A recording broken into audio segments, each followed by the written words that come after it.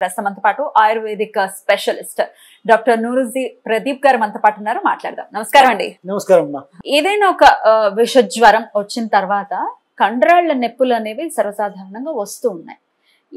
ఏంటి కండరాల నొప్పులు రావడం, మజిల్ పెయిన్ రావడానికి గల కారణం ఏంటి అనేది డెఫినెట్ గా ఫీవర్ తగ్గిపోయింది కదా, ఇప్పుడు ఎందుకు ఈ సమస్య వస్తుంది, ఇంత జటిలంగా ఎందుకుంది, లేకపోతే ఇంత దీర్ఘకాలికంగా ఎందుకుంది అనే ప్రశ్న ఖచ్చితంగా వస్తుంది.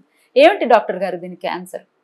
మీరు చెప్పిన ఫస్ట్ వర్డ్ లోనే ఉంది ఆన్సర్. యాక్చువల్లీ అంటే దేని వల్ల వస్తుందని, విషమ జ్వరం. విషమ జ్వరం అంటే అన్ఈక్వల్ ఆర్ విషపూరితంగా జ్వరం ఉండడం. జ్వరం ఒక్కరోజే వస్తుంది, కానీ ఆ ఫైటింగ్ ఏదైతే ఉందో, వైరస్ కానీ బ్యాక్టీరియా కానీ ఏదైతే ఉంటుందో మా దాంట్లో దాన్ని విష జ్వరాలు అంటారు, విషమ జ్వరం అంటారు. దాంట్లోంచి వచ్చే జ్వరం వెళ్ళిపోతుంది, కానీ ఆ టాక్సిన్ మిగిలిపోతుంది. ఆ టాక్సిన్ మిగిలిపోయి అది శరీరంలో ఎక్కడెక్కడ వీక్నెస్ ఉంటుందో అక్కడక్కడ ఉండిపోతుంది. మేము చూసిన దాంట్లో చికెన్ గున్యా టైంలో ఎక్కడైతే కాల్షియం డిప్లిషన్స్ ఉన్నాయో అక్కడ చాలా బాగా ఎక్కువ నొప్పులు ఉండడం చూసాం. కీళ్ళ మధ్యలో ఎక్కువగా, కీళ్ళ మధ్యలో అంటే స్పెసిఫిక్ గా కీళ్ళ నొప్పి కాదు, కీళ్ళ మధ్యలో మజిల్స్ ఉన్న దాంట్లోనే నొప్పి, మయాల్జియా అని కూడా అంటారు దీన్ని. సో ఈ కారణం ఏదైతే ఉంటుందో విషమే కారణం. దాని విషాన్ని మనం ఎలా బయటికి తీస్తాం అనేది టెక్నిక్. జనరల్లీ ఏం చేస్తారు, డాక్టర్ దగ్గరికి వెళ్లకుండా మనకి చాలా రకాల పెయిన్ కిల్లర్స్ కానీ ఇట్లా ఫీవర్కి వచ్చే మెడిసిన్స్ కానీ ఇట్లా వేసేసుకుంటుంటారు. దాంతో ఏమవుతుందంటే ఇంకా ఎక్కువ ఇరుక్కుపోతుంటాయి ఆ టాక్సిన్స్. ఆ టాక్సిన్స్ అన్నీ ఎలా ఉంటాయంటే వాటికి మామూలు రక్తంలో ఉన్న దానికన్నా ఎక్కువ అటాచ్మెంట్ ఉంటుంది. అంటే అది వచ్చి మన టిష్యూలో ఇరుక్కుపోతుంది. రక్తం దాన్ని ఏం చేయాలి, అది డీటాక్సిఫై చేసి డీఆక్సిడైజ్ చేసి ఆ శరీరంలోంచి బయటికి తీసుకొచ్చి లివర్లో కానీ కిడ్నీలో కానీ స్వెట్లోంచి కానీ బయటికి పంపించాలి. ఈ ప్రక్రియ జరుగుతూ ఉంటుంది.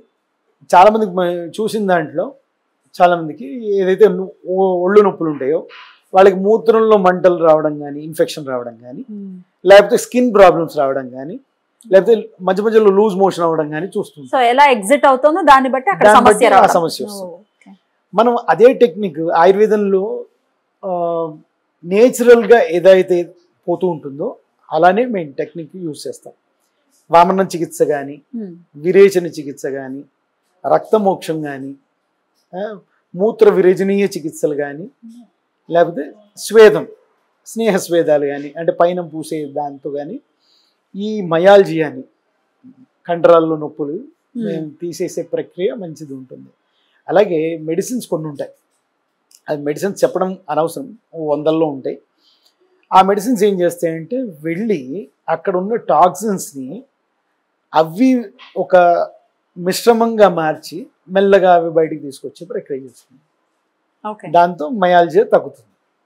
బట్ కొన్నిసార్లు ఏమవుతుందంటే అది మాంసకృతుల్లో ఎంత ఇమిడిపోతాయి అంటే ఒక్కసారిలో తగ్గదు.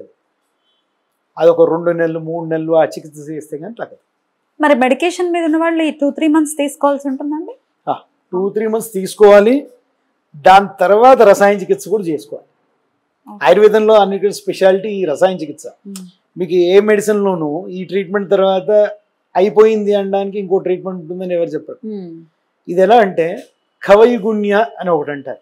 అంటే అందరికీ ఒక్కొక్క వీక్ పాయింట్స్ ఉంటాయి. కొంతమందికి స్పైన్ వీక్ పాయింట్ ఉంటుంది, కొంతమంది లంగ్స్ వీక్ పాయింట్ ఉంటుంది, కొంతమంది బ్రెయిన్ వీక్ పాయింట్ ఉంటుంది. అంటే వాళ్ళకి మాటికి తలనొప్పులు వస్తుంది, ఏదొచ్చినా తలనొప్పి వచ్చేస్తుంది. కొంతమందికి ఏదొచ్చినా నడుము నొప్పి వస్తుంది, కొంతమందికి ఏదొచ్చినా కోల్డ్ ఫీవర్ ఇట్లాంటివి వస్తుంది. సో దాన్ని బట్టి వాళ్ళకున్న కవైగుణ్య అంటే ఏ పొజిషన్లో వాళ్ళకి వీక్నెస్ ఉంది అన్న దాన్ని కవైగుణ్య అంటారు. సో దాన్ని బట్టి ఇప్పుడు మజిల్లో వీక్నెస్, కాల్షియం తక్కువ ఉండడం వల్ల ఈ నొప్పులు వచ్చినాయి కదండి. మనం విష పదార్థం తీసాం, కానీ మీరు ఏం చేయలేదు, దొంగను పట్టుకున్నారు కానీ తాళాలు వేయడం కానీ దాన్ని సీసీ కెమెరాలు పెట్టడం అవన్నీ చేయలేదు. ఇది చేయడం అనేది రసాయనం. అంటే ఆ కవైగుణ్యాన్ని కొంచెం స్ట్రెంగ్తన్ చేయడానికి, ఇప్పుడు లంగ్స్ ప్రాబ్లం అనుకుంటే లంగ్స్ని స్ట్రెంగ్తన్ చేయడానికి, మజిల్ ప్రాబ్లం ఉంది మజిల్స్ని స్ట్రెంగ్తన్ చేయడానికి నార్మల్ కన్నా దాని ఒక రసాయన చికిత్స ఉంటుంది. అది అద్భుతమైన ప్రక్రియ ఆయుర్వేదంలో. దీనికి సర్టెన్ పీరియడ్ ఖచ్చితంగా కావాలి. సర్టెన్ పీరియడ్ కావాలి. అంటే మనకి కరెక్ట్గా డాక్టర్ ఏం చేస్తారంటే, ఆయుర్వేదిక్ డాక్టర్ వైద్యుడు ఏం చేస్తారంటే, ఏ టైంలో టాక్సిన్ వెళ్ళిపోయింది అని చూసి అక్కడి నుంచి ఈ ట్రీట్మెంట్ స్టార్ట్ చేస్తారు. ఎలా తెలుస్తుందండి వెళ్ళిపోయిందన్న? అంటే నొప్పి తగ్గిపోవడమేనా? తగ్గిపోవడమే కాదు, వాళ్ళు రకరకాల సైన్స్ చూస్తారు. ఇప్పుడు కొంతమందికి వేళ్ల మధ్యలో వచ్చిన నొప్పులకి వేళ్ళని ఇట్లా మధ్యలో కొంచెం ప్రెషర్ పెట్టి నొక్కితే నొప్పులు వస్తాయి. ఆ నొప్పులు తగ్గిపోయినాయా లేదా అని ఇలా మామూలుగా నొక్కితే ఉండదు, అది వేళ్లతో పాటు నొక్కితే ఉంటుంది. సో అలా వాళ్ళ ముందర ఏ సమస్యతో వచ్చారు, వాళ్ళకి ఏముంది, ఇప్పుడు ఎలా తగ్గింది, ఎంత తగ్గిందో చూసి ఎప్పుడు ఈ ట్రీట్మెంట్ స్టార్ట్ చేయాలి అనేది ఒక టెక్నిక్. అది స్టార్ట్ చేస్తే ఇది పర్మనెంట్ క్యూర్. మీరు ఇందాక అన్నట్టు ఇది పర్మనెంట్ క్యూర్. పర్మనెంట్ క్యూర్ వాళ్ళకి మళ్ళీ మళ్ళీ రాదు.